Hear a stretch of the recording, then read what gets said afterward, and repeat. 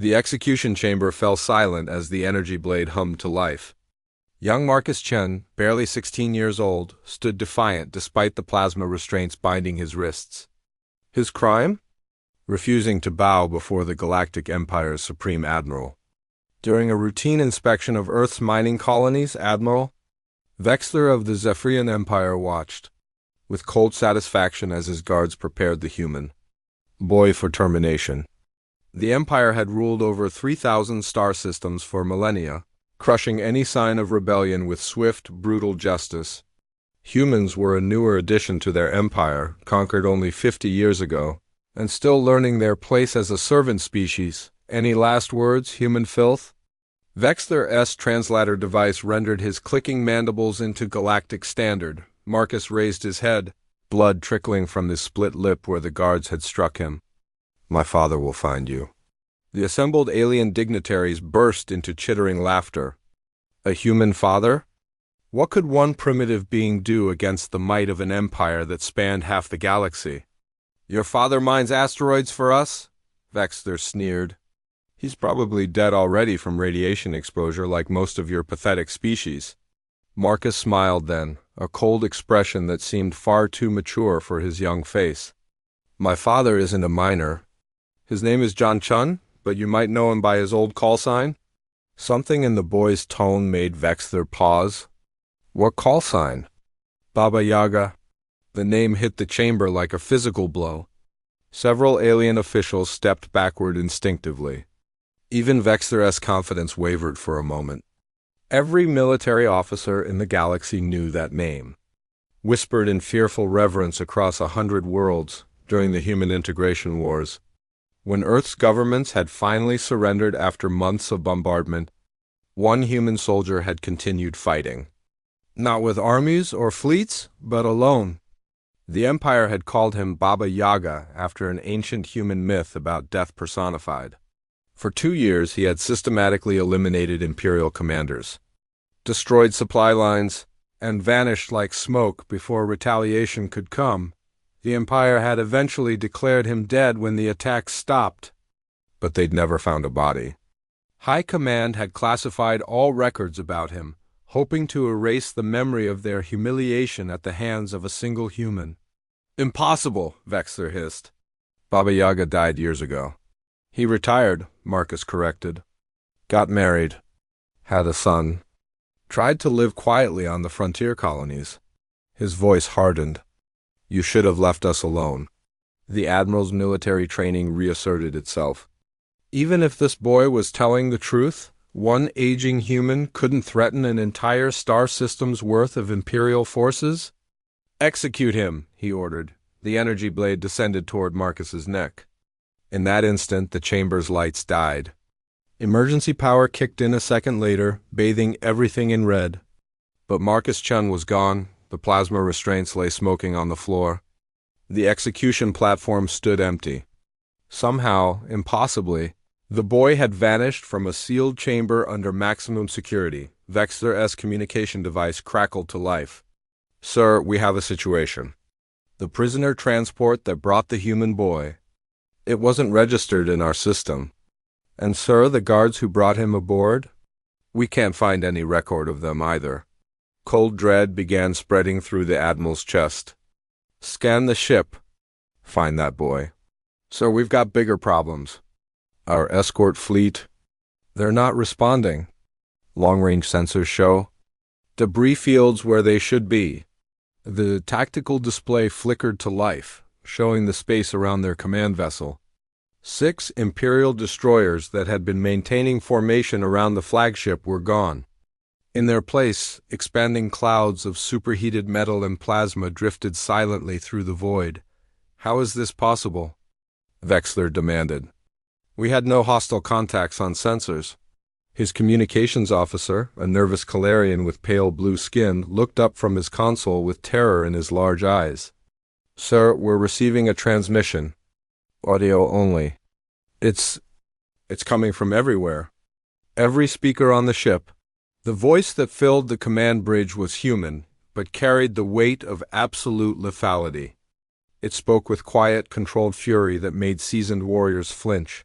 My name is John Chun. You executed my son. Vexler tried to respond, but found his voice had abandoned him. The human continued. I know you're listening, Admiral. I know you think your shields and armor will protect you. I know you believe your empire's might makes you untouchable. A pause. You're wrong. The ship's defensive systems activated automatically as proximity alarms screamed. Something was moving outside the hull, something too small and fast for the targeting computers to lock onto. Sparks flew from control panels as systems began failing in sequence. For 50 years, I've watched your empire treat my people like disposable tools. I've seen families torn apart, children worked to death in your mines, entire colonies stripped bare to feed your war machine. But I kept the peace because I had something to protect. The life support systems flickered. Backup power circuits started overloading throughout the ship. Whatever was happening, it was systematic, methodical. Someone who knew exactly how to dismantle an Imperial warship was taking it apart piece by piece. You took that away from me. You took my son. The gravity generators failed. Officers and crew members found themselves floating helplessly as loose objects drifted through the air. Emergency lighting cast eerie shadows across the bridge. I was Baba Yaga once, the Empire's nightmare, the ghost that stalked your fleets and left only wreckage in his wake. The voice grew colder, more terrifying. You made me remember what I am. Through the viewports, the crew could see their attackers now. A single human in a modified EVA suit, moving with impossible grace between the massive ship's weapon systems. Each touch of his hands sent cascading failures through their defensive networks. Entire turret arrays went dark as he passed. Your empire spans 3,000 systems. You have billions of soldiers, thousands of fleets, weapons that can crack planets. A sound came through the speakers that might have been quiet laughter. None of that will save you from me. The main reactor's containment field destabilized. Warning klaxons blared as the ship's AI announced a core breach was imminent. Escape pods launched frantically from every available bay. Carrying terrified crew members into the void, Admiral Vexler remained on his bridge, paralyzed by the realization that his execution of one human boy had awakened something far worse than any rebellion. The last thing he heard was John Chun's voice, soft and final. I am become death, and I am coming for your empire. 3 days after Admiral Vexler's flagship became a drifting tomb in space, emergency sessions convened across every major Imperial world. The footage from the destroyed vessel's final moments had been transmitted to High Command before the reactor breach. And now that recording played on endless loop in the Empire's most secure war rooms, Supreme. Chancellor Mordux of the Hegemony Council stood before the assembled military leaders, his 6 arms gesturing frantically as he spoke. The ancient Zerathi had ruled the Empire for over 2 centuries, but never had he faced a threat like this. One human, he said, his voice carrying across the vast chamber. One single human has declared war on our entire civilization. General Kethfer of the Assault Corps. A massive creature whose species had conquered their homeworld's apex predators, shifted uneasily in his seat. Chancellor, with respect, it's still just one being. Surely our fleets can overwhelm any individual, no matter how skilled. Can they? Mordux activated the holographic display. In 72 hours, this human has destroyed 18 vessels, eliminated 4 command stations, and infiltrated 2 supposedly impregnable fortress worlds. Our casualties exceed 50,000, and he hasn't been detected once by our sensor networks. The assembled officers studied the tactical data with growing unease. The attack showed a pattern that defied conventional military logic. Baba Yaga wasn't trying to hold territory or build forces. He was simply killing anyone connected to his son's execution, and doing it with surgical precision. Admiral Zintara of the 4th Fleet raised one of her tentacles. What do we know about his capabilities? Intelligence Director Colvin activated his personal files. John Chun, former Human Special Forces operator. During the Integration Wars, he operated as a solo infiltrator. Military records from that period are disturbing. He once eliminated an entire command structure of 300 officers in a single night. Another time, he destroyed a shipyard that was defended by two full battle groups, apparently using nothing but improvised explosives. How did he acquire such skills?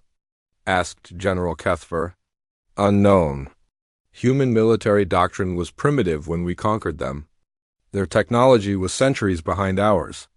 But Qin seemed to possess capabilities that exceeded normal human parameters. Colvin paused. There are theories that he underwent illegal genetic modifications, but we've never been able to verify this. Chancellor Mordux leaned forward in his throne. Theories are irrelevant. What matters is stopping him before he destabilizes the entire sector. Perhaps we should consider negotiation, suggested Admiral Zintara. If this is truly about revenge for his son, maybe we could offer reparations. Or... Her words were cut off as every communication device in the chamber activated simultaneously. Static filled the air for a moment, then cleared to reveal a human voice, calm and measured. I can hear you planning. Panic rippled through the assembled officers. This was the Empire's most secure facility, protected by 17 layers of encryption and shielding. No unauthorized transmission should have been possible. You're wondering how to stop me? The voice continued. You're debating tactics and strategies, trying to understand what you're facing. A pause. You should be wondering why I'm letting you live long enough to have this conversation. Chancellor Mordux found his voice. What do you want, human? I want you to understand something. My son Marcus was 16 years old. He liked to read ancient Earth poetry and build model starships. He dreamed of becoming an engineer, maybe helping terraform dead worlds into gardens. The voice remained eerily calm. Your Admiral Vexler executed him for the crime of standing upright in the presence of his betters. General Kethver snarled. It was justice under imperial law. The boy was insubordinate. Your imperial law is about to become irrelevant, John Chun replied. I've studied your empire for 50 years. I know how your supply chains work, where your command centers are hidden, which worlds are critical to your infrastructure. I know the names of your families, the locations of your private estates, the security protocols of your personal vessels. The temperature in the room seemed to drop several degrees. You built your empire on the belief that superior technology makes you untouchable, the voice continued. You forgot that technology is only as strong as the beings who operate it. And beings can be reached. Intelligence Director Colvin was frantically working at his console, trying to trace the signal source. It's impossible, he muttered. The transmission is coming from everywhere and nowhere. It's like he's speaking directly into our communication systems. I am, John Chun confirmed, apparently having heard the director's words. Right now, I'm aboard your command station. I've been here for 6 hours, watching you plan my capture.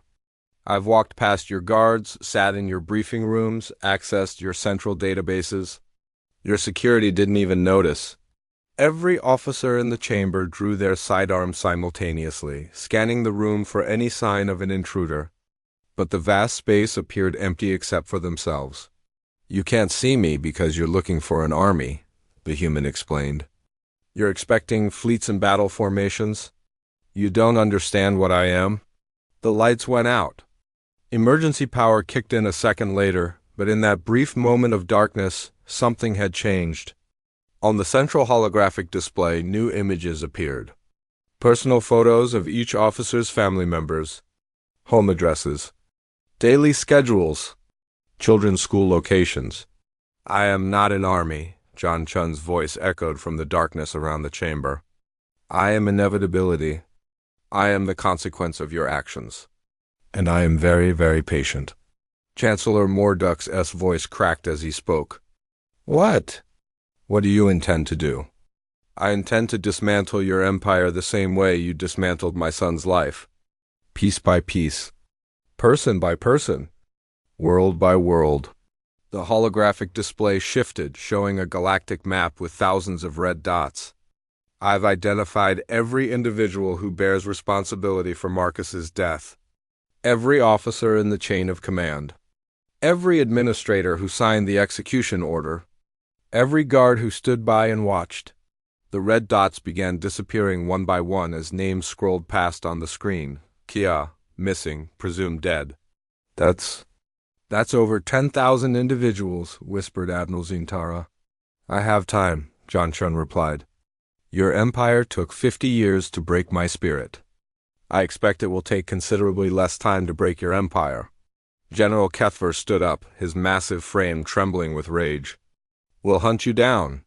We'll mobilize every fleet, every army. You'll try, the human agreed.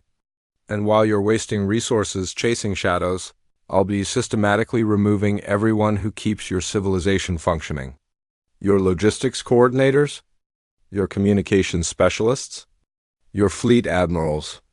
Your planetary governors? The holographic display showed shipping routes, communication networks, and command structures, all the invisible threads that held the Empire together. Red lines began cutting through them, marking targets. The beauty of your empire is its complexity, John Chun continued, his voice now seeming to come from everywhere at once. So many moving parts, so many critical personnel. Remove the right pieces and the entire structure collapses. Chancellor Mordux realized with growing horror what they were facing. This wasn't a war in any conventional sense. It was systematic deconstruction by someone who understood their weaknesses better than they did. There has to be something you want, the Chancellor pleaded. Some way to end this? The voice was quiet for a long moment. When it returned, it carried a weight of absolute finality. I want my son back. Since that's impossible, I'll settle for watching everything you built burn. A pause. Starting now. The communication cut off, leaving the war room in terrified silence. Outside the massive windows, the officers could see their orbital defense platforms beginning to explode, one by one like deadly fireworks in the darkness of space. 2 weeks into what Imperial historians would later call the Ghost War, the Empire's communication networks began experiencing systematic failures. Not random technical breakdowns, but precise surgical strikes that severed connections between critical worlds at exactly the worst possible moments. Captain Sarah Morrison of the Human Resistance Cell on Kepler 442b, huddled in the abandoned mining tunnel with her fellow rebels, listening to fragmented reports crackling through their improvised radio equipment.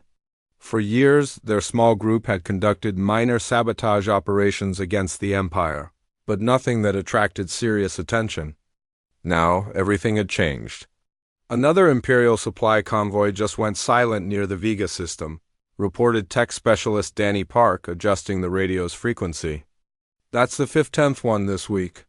Sarah frowned as she studied their tactical display. The pattern was becoming clear.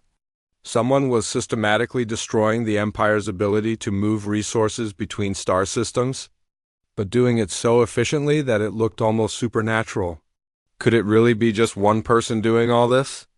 Asked Maria Santos, the cell's demolitions expert, before Sarah could answer. Their communication system crackled to life with a transmission they weren't expecting.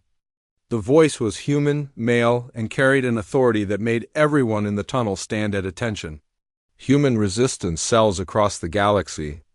This is John Chung. You know me as Baba Yaga? Sarah's breath caught in her throat. Every resistance fighter in Imperial space knew the legends, but most had assumed they were exaggerated stories meant to inspire hope during the darkest days of the occupation. I'm broadcasting on all frequencies to coordinate our efforts, the voice continued. My son Marcus was murdered by the Empire. In response, I'm dismantling their civilization. But I need your help to do it properly. Danny's hands flew over his keyboard, trying to trace the signal source. This is impossible. He's broadcasting across the entire galaxy simultaneously. The power requirements alone should be... I'm transmitting detailed intelligence packages to all resistance networks. John Chun's voice cut through Danny's analysis. Imperial fleet positions, supply schedules, defensive vulnerabilities, communication encryption keys. Use this information wisely. Sarah's portable datapad began receiving files faster than she could process them. Shipping manifests, patrol routes. Command codes intelligence that should have taken years to gather was flowing into their systems in real time. The Empire's strength lies in coordination, the transmission continued. They rule 3,000 star systems because they can move resources and information efficiently between them. We're going to break that coordination. Maria studied the incoming data with growing amazement. These are real-time fleet positions. How could anyone have access to this kind of information? I've been inside their systems for decades, John Chun explained, as if he had heard her question. During my retirement, I didn't stop watching them. I simply chose not to act. That choice is now rescinded. The transmission paused, and when it resumed, the voice carried a note of personal pain that made Sarah's heart ache. My son believed in the possibility of peaceful coexistence. He thought humans and aliens could share the galaxy as equals. The Empire murdered that hope along with my boy. A longer pause. I'm going to show them what happens when you kill hope itself. Captain Morrison activated her communication transmitter. This is Captain Morrison of the Kepler cell. We're receiving your data packages. What are your orders? There are no orders, came the reply. You're free fighters, not soldiers in my army? But if you choose to act, target their communication relays first. Cut the links between their command centers. Make them blind and deaf. Danny looked up from his analysis. Captain, according to this intelligence, there's a major Imperial communication hub only 2 systems away from here. It's lightly defended because they think it's hidden? Sarah felt a surge of excitement. For 5 years, her cell had been limited to minor harassment operations. Now they had the intelligence and opportunity to strike a real blow against the Empire. The Zephyrian High Command is mobilizing their entire 4th Fleet to hunt me, John Chun's voice continued. While they're chasing ghosts, their rear areas will be vulnerable. Strike hard, strike fast, and disappear before they can respond. Across the galaxy, similar conversations were taking place in hidden bases, abandoned colonies, and resistance safe houses. Human rebels who had never dared dream of real victory were suddenly looking at tactical opportunities that seemed almost too good to be true on the Imperial world of Tannhauser Gate. Resistance leader Colonel James Wright received intelligence that made his hands shake with anticipation. The location of the Empire's Central Prisoner Processing Facility, where thousands of human dissidents were held awaiting execution or forced labor assignment. We could actually free them, he whispered to his second-in-command. All of them. Meanwhile, in the Centauri system, demolitions expert Lisa Chun, no relation to John, but she felt a kinship with his cause-studied detailed schematics of an Imperial shipyard. With the right placement of charges, she could cripple their ability to repair damaged vessels for months. The Ghost War was becoming a hydra. For every Imperial target that John Chun eliminated personally, 10 more targets became vulnerable to coordinated resistance strikes. The Empire's forces were spread across 3,000 star systems. But they had never faced simultaneous attacks on this scale. Admiral Kreshtar of the Imperial Security Division stood in his command center, watching helplessly as red warning lights flashed across the Galactic tactical display. 18 star systems reporting communication failures. 6 supply depots destroyed. 3 garrison worlds gone silent. How is this possible? He demanded of his intelligence staff. Baba Yaga is one man. He can't be everywhere at once. Senior Analyst Vikalin, a spider-like creature whose species specialized in pattern recognition, skittered forward on his 8 legs. Sir, the attacks show coordination that suggests multiple actors. But the timing and precision indicate central planning by someone with intimate knowledge of our operational procedures. You're saying he's built an army? Not built, sir. Awakened. Vikalin highlighted areas of human population on the galactic map. Every world where we've detected resistance activity has significant human populations. He's not commanding new forces. He's providing existing resistance cells with the intelligence and opportunity they need to act effectively. Admiral Kreshtar felt a chill run down his spine as he realized the implications. The Empire ruled over billions of humans across hundreds of worlds. If even a small percentage of them joined this coordinated uprising... Sir, incoming priority transmission from High Command, announced his communications officer. Chancellor Morduk's S image appeared on the main screen. and he looked like he had aged 10 years in the past 2 weeks. Admiral, I'm authorizing Operation Steel Rain. Deploy your fastest ships to every human population center. We need mass arrests immediately. Sir, that will require pulling security forces from critical installations. If Baba Yaga strikes while we're conducting our OUND. He's already striking. The Chancellor snapped. Our choice is between losing some infrastructure or losing entire star systems to human rebellion. Make the arrests. Break their coordination. As Imperial forces began mobilizing for what would be remembered as the Great Roundup, John Chin's voice reached the resistance networks one final time that day. They're coming for you, he said simply. All human civilians in Imperial space are now targets for mass arrests. This is what we expected. This is what we planned for. Sarah Morrison felt her stomach tighten as she realized what was coming. The Empire was about to prove exactly how brutal they could be when threatened. Remember, John Chun continued, his voice carrying absolute conviction, they started this war 50 years ago when they conquered our worlds. They escalated it 2 weeks ago when they murdered my son. Now they're going to finish it by showing the galaxy their true nature. His voice grew quieter, more dangerous. Let them come. Let them reveal themselves as the monsters they've always been. And when they do, the galaxy will finally understand why humanity should never be pushed too far.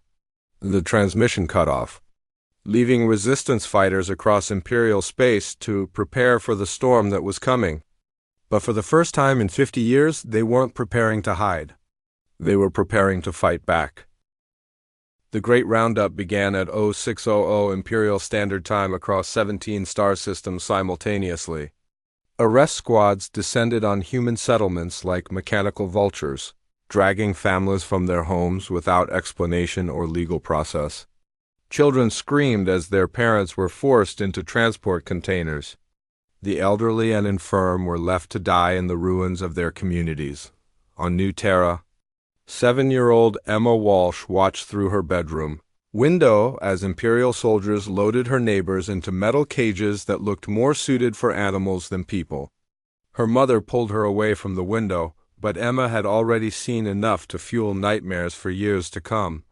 The Empire's mistake was believing that brutality would break human resistance. Instead, it created exactly the propaganda John Chun needed to turn a rebellion into a holy war. High Chancellor Mordux received the first casualty reports 3 hours after the roundups began. His confident expression faded as he read the numbers. 67,000 arrested, reported Intelligence Director Colvin. But sir, our losses during the operation were ... significant. Define significant. 43 ships destroyed. 26 command posts eliminated. Over 8,000 Imperial personnel killed or missing. Colvin's mandibles clicked nervously. Sir, it appears Baba Yaga was ready for our response. The truth was even worse than the official reports suggested. John Chen had spent the previous week infiltrating Imperial bases, pre-positioning explosives and sabotage devices that would trigger during the arrest operations. When Imperial forces left their secure positions to conduct raids, they found themselves walking into perfectly prepared kill zones. Captain Morrison crouched in the smoking ruins of an Imperial communications relay, listening to her team's reports through the static-filled radio. Danny Park and Maria Santos had successfully destroyed the facility's main transmitter array, cutting off Imperial coordination for this entire sector of space. Mission accomplished, Maria reported, her voice tight with controlled rage. Those bastards won't be coordinating any more kidnapping operations from here. But their victory felt hollow. Intelligence reports indicated that hundreds of thousands of humans had been captured during the day's operations. Families torn apart, communities destroyed, all because one man's son had been murdered by Imperial justice. This is what they do, Sarah said quietly, watching smoke rise from the destroyed base. This is what they've always done. They just usually hide it better. Her communication device crackled with an encrypted transmission. John Chen's voice transmitted through resistance networks that now span the galaxy. Today, the Empire showed its true face to the galaxy. They arrested children for the crime of being human. They destroyed communities that had never raised a hand against them. They turned their civilizing mission into open genocide. Sarah found herself holding her breath as she listened. The pain in the man's voice was evident, but underneath it was something far more dangerous: absolute clarity of purpose. I want every alien species in Imperial space to see the footage of today's operations, John continued. I want them to understand that if the Empire will do this to humans for the actions of one man, they'll do it to anyone who displeases them. The transmission was being broadcast across all frequencies, impossible to block or trace. More impressively, it was being simultaneously translated into over 300 alien languages, ensuring that every species in Imperial space could understand exactly what was being said. On the hegemony world of Zirithi Prime, civilian populations gathered around public broadcast terminals to watch footage of Imperial forces dragging human children from their homes. The images were brutal, undeniable, and completely at odds with the Empire's propaganda about bringing civilization to lesser species. Kethler the Younger, son of a prominent Zirithi merchant family, stared at the screens in growing horror. His species had been Imperial clients for over a century, benefiting from the protection and trade opportunities that came with membership in the Galactic community. But this, "Father," he said to the elder Kethler, "is this how they conquered our ancestors? Before we joined willingly?" The older alien's silence was answer enough. Similar conversations were taking place across a dozen worlds. As John Chun's broadcast continued, "The Empire calls me a terrorist," his voice carried across the galaxy. "They say I'm a monster who threatens galactic peace. But I ask you to judge for yourselves. Who is the real threat to peace? The father seeking justice for his murdered son, or the government that responds to individual resistance by targeting entire populations?" In the Imperial capital, Chancellor Mordux watched his approval ratings plummet across multiple star systems. Species that had been loyal Imperial clients for generations were suddenly questioning their allegiances. Trade partnerships that had existed for centuries were being reconsidered. "Sir, we're receiving formal protests from the Andromedan Federation, the Free Worlds Alliance, and even some of our own client species," reported Foreign Minister Zalvek. "They're demanding explanations for the mass arrest." "Tell them it's an internal security matter," Mordux snapped. "Sir, they're not accepting that explanation. The footage is too clear. The evidence too overwhelming." Zalvek paused. "Sir, some of our own planetary governors are refusing to implement further roundup orders." The Chancellor felt his carefully constructed empire beginning to crack. John Chun wasn't just attacking Imperial military targets. He was exposing the fundamental brutality that held the Empire together, and forcing everyone to choose sides. Back on New Terra, Resistance fighter David Kim watched Imperial transport ships lifting off, carrying thousands of arrested humans to unknown fates. His hands clenched around his rifle as he counted the vessels. "We should hit them," he said to his squad leader. "Those ships are barely defended. We could free our people, and then what?" replied Lieutenant Torres. "Those are civilian transports, not military vessels. If we attack them, we risk killing the people we're trying to save." It was a devil's bargain that John Chun had anticipated. The Empire was using human prisoners as shields, daring the resistance to attack and risk civilian casualties. Any resistance strike would be portrayed as humans killing humans, undermining their moral authority. But Chun had planned for this too. "Attention Imperial transport commanders," came a new transmission. Broadcast on emergency frequencies that all vessels were required to monitor. "This is Baba Yaga. You are carrying innocent prisoners who were arrested without charge or trial." The transport pilots listened in growing fear as the voice continued. "I could destroy your ships easily. Your weapons are not designed to stop someone like me. But I won't kill innocent people to reach you." A pause that somehow felt more threatening than any direct threat. "Instead, I'm going to let you deliver your prisoners to wherever you're taking them, and then I'm going to follow you home." Imperial Navy Captain Rexter, commanding the lead transport, felt his blood chill. The human was right. These were converted cargo vessels, never intended for combat. Against a threat like Baba Yaga, they were helpless.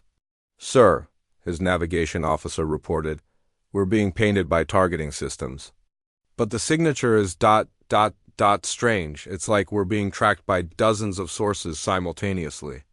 Rexter looked at his sensor displays with growing confusion.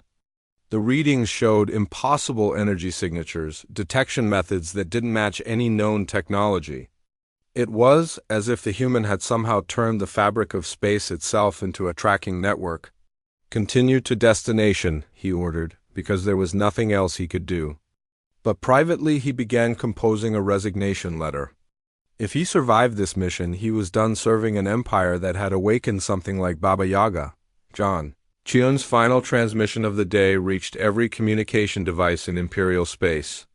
"Today, you arrested 67,000 innocent people. Tomorrow, 67,000 Imperial citizens will discover what it feels like to lose someone they love." His voice carried absolute conviction. "I am not a terrorist. I am consequence. I am the price you pay for 50 years of oppression, and I am just getting started." The transmission ended, leaving the Empire to count its losses and wonder how many more prices they would be asked to pay before this war finally ended. 3 months into the Ghost War, the Galactic Empire faced something it had never encountered in 1,000 years of expansion: the complete breakdown of military morale. Imperial officers requested transfers to distant frontier posts rather than serve in sectors where Baba Yaga might appear. Recruitment stations reported unprecedented levels of desertion as conscripts realized they might be asked to face an enemy who had personally killed over 40,000 Imperial personnel without being detected even once. Fleet. Admiral Zektar stood in the command center of the Invincible, the Empire's largest dreadnought, and watched his tactical display with growing despair. Red markers indicated Imperial losses across 17 star systems. Supply convoys destroyed. Command posts eliminated. Communication networks severed. And at the center of it all, one human name that had become synonymous with death itself. "Sir, we've received another video transmission," reported Communications Officer Veltar, her voice trembling slightly. It's being broadcast across all Imperial networks simultaneously." Admiral Zektar nodded grimly. These had become daily occurrences. John Chin would appear on every screen in Imperial space, sometimes speaking directly to camera, other times showing footage of his latest attacks. Each transmission was perfectly produced, clearly narrated, and absolutely terrifying in its implications. The main display activated, showing the interior of what appeared to be an Imperial command bunker. The camera panned across sophisticated equipment, tactical displays showing fleet positions, and security monitors that should have been impossible for anyone to access. "Good morning," came John Chun's voice, calm and professional. "I'm broadcasting from Imperial High Command Bunker 7, located 60 meters beneath the surface of Rigel 4. This facility coordinates supply operations for the Empire's Third Fleet." Admiral Zektar felt his blood freeze. Bunker 7 was one of the Empire's most secure installations, protected by energy shields, automated defenses, and a full regiment of elite guards. The idea that someone could simply walk inside and begin broadcasting was inconceivable. "As you can see," the human continued, his voice maintaining that eerily calm tone, "your most secure facilities are not secure from me. Your strongest defenses are not strong enough. Your best soldiers are not good enough." The camera turned to show a bound and gagged Imperial officer, Colonel Vexver, the bunker's commanding officer. Behind him, sophisticated military displays showed the real-time positions of every Imperial vessel in the sector. Colonel Vexver here was personally involved in planning yesterday's raid on the human colony of New Geneva, John Chun explained. 73 families were arrested during that operation. 12 civilians were killed resisting arrest. Among the dead was an 8-year-old girl named Lisa Morrison. The camera zoomed in on the colonel's terrified face as John's voice continued. The colonel believed he was following lawful orders. He believed his actions served the greater good.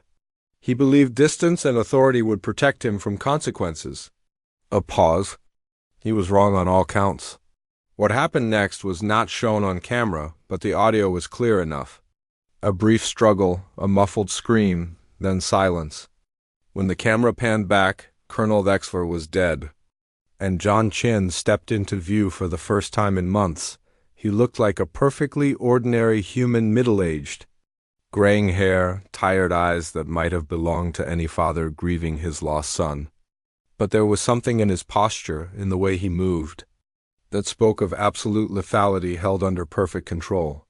This bunker contained intelligence on 47 planned operations against human civilian populations, he said, holding up a datapad.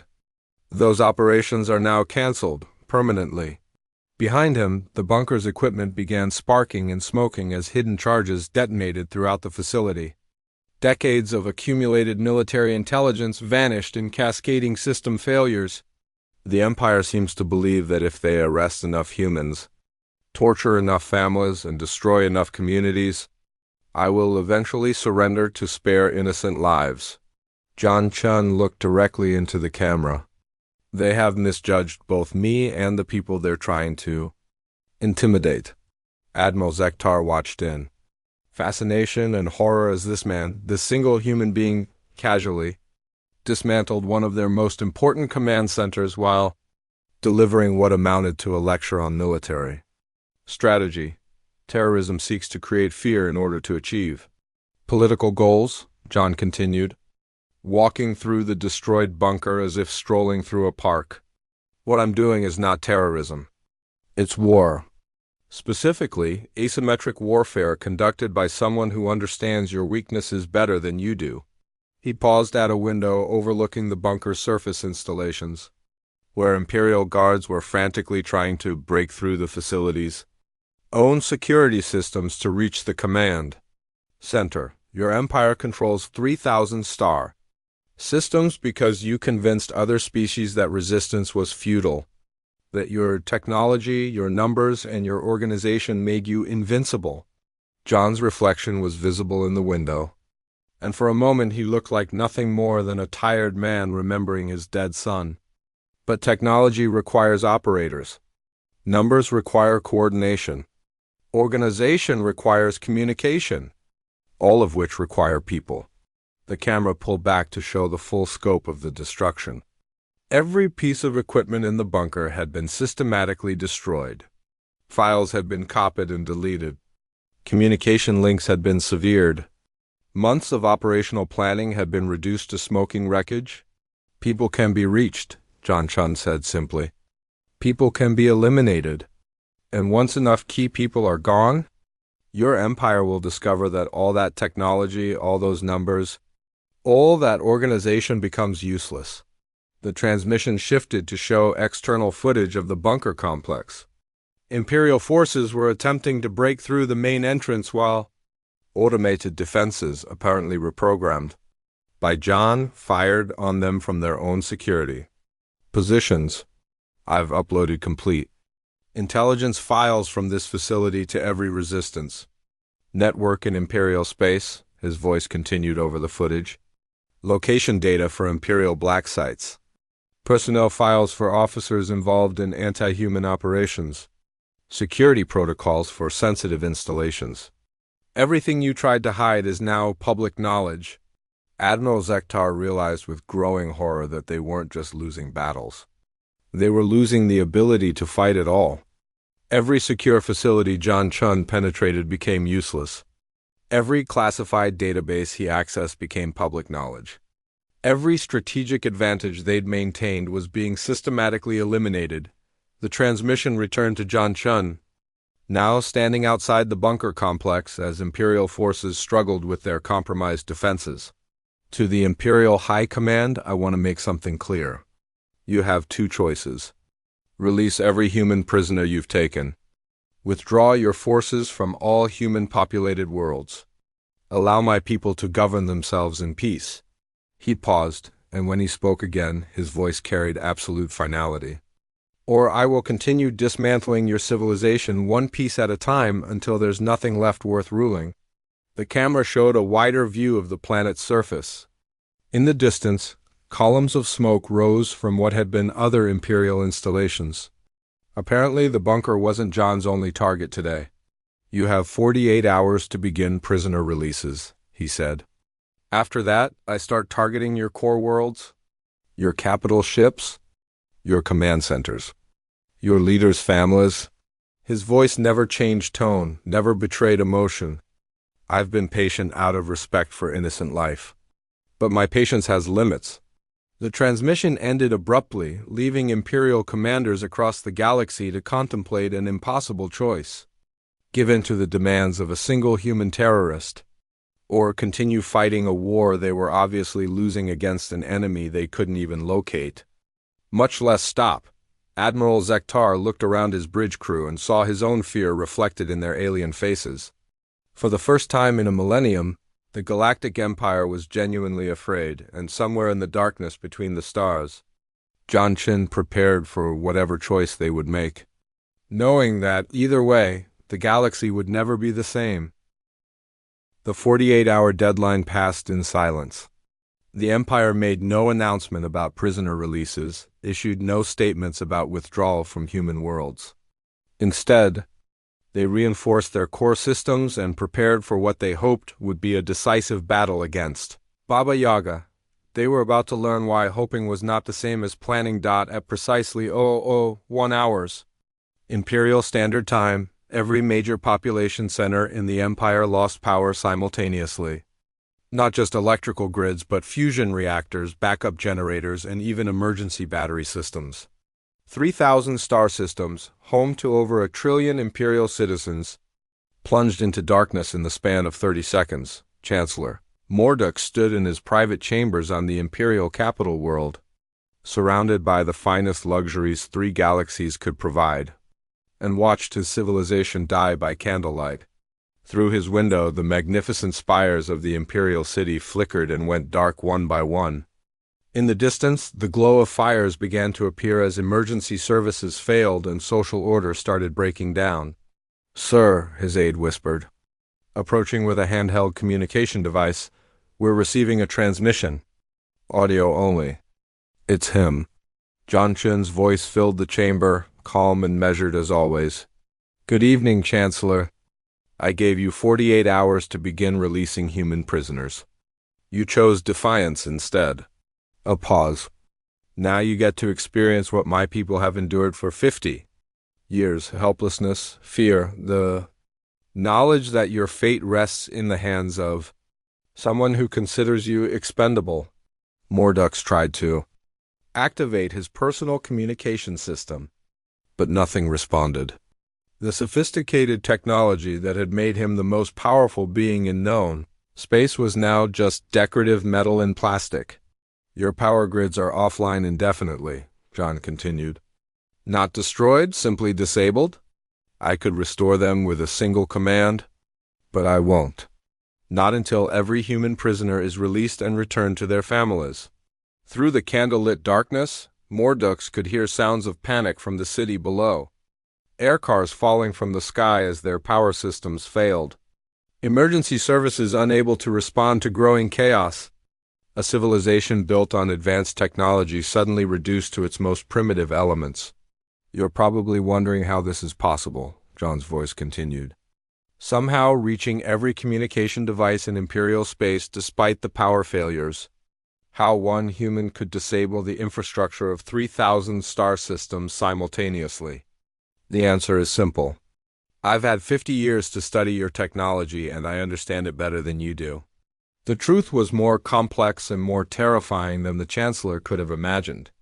During his years of apparent retirement, John Chen had used his position as a mining engineer to access industrial databases across Imperial space. Every power plant, every distribution network, every backup system had been mapped, analyzed, and quietly compromised. Microscopic changes to software code, tiny hardware modifications that wouldn't be detected for decades.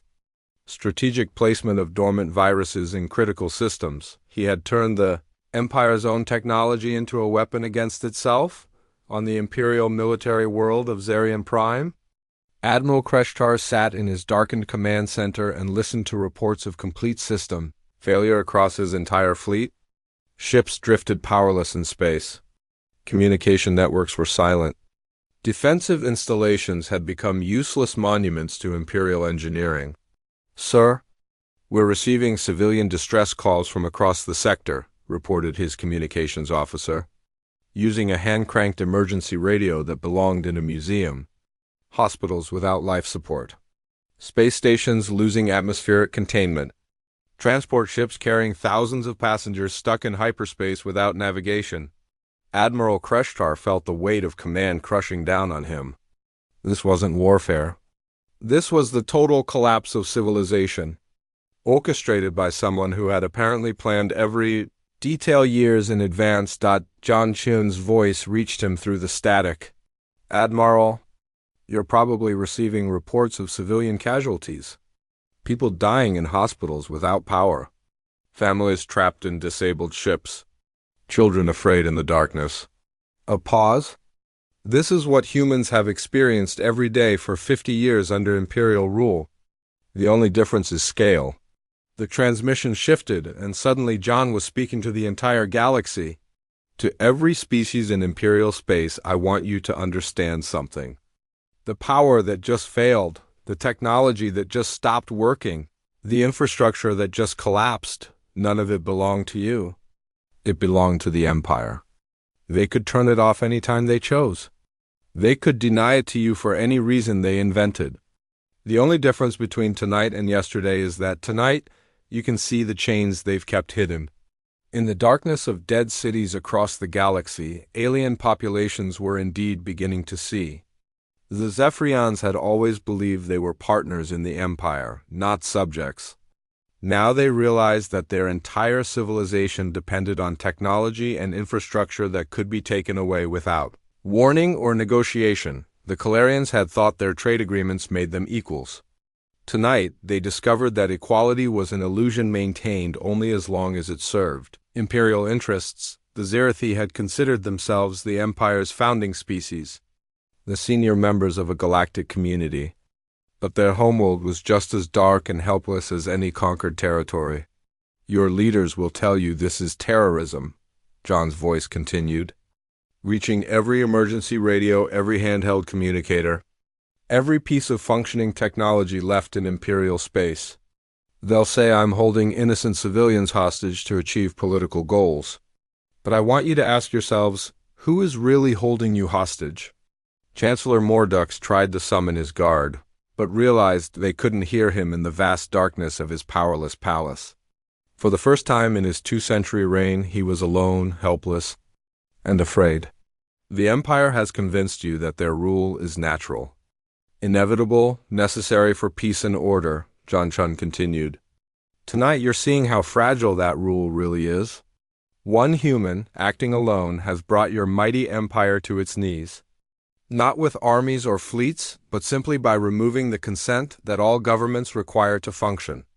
In resistance hideouts across human space." Sarah Morrison and her fellow fighters listened to the broadcast with a mixture of awe and terror.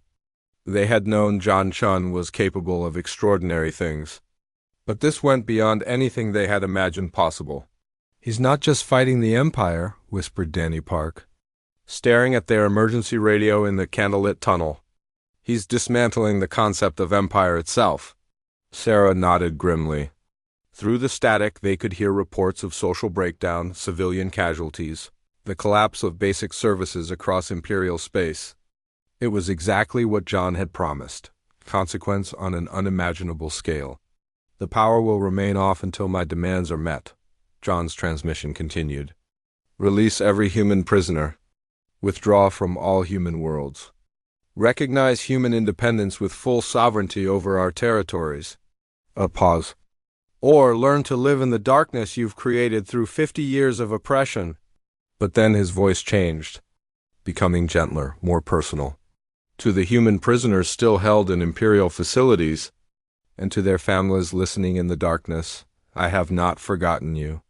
I will not abandon you. Every day the Empire refuses to release you is another day I will ensure they remember the cost of harming human families. The transmission ended, leaving the galaxy in darkness and silence. But in that darkness, something new was being born. Not just human resistance, but a fundamental questioning of imperial authority by every species under their rule. Chancellor Mordix sat alone in his cold palace, surrounded by the wreckage of his empire's invincibility, and finally began to understand what John Chun had been trying to tell them from the beginning. Power was not about technology or numbers or organization. Power was about the consent of the governed. And that consent, once withdrawn, could never be restored by force alone. In the growing darkness, the Galactic Empire began its slow collapse, brought down not by armies or fleets, but by one human father who refused to let his son's death be meaningless. The age of empire was ending. The age of consequence had begun.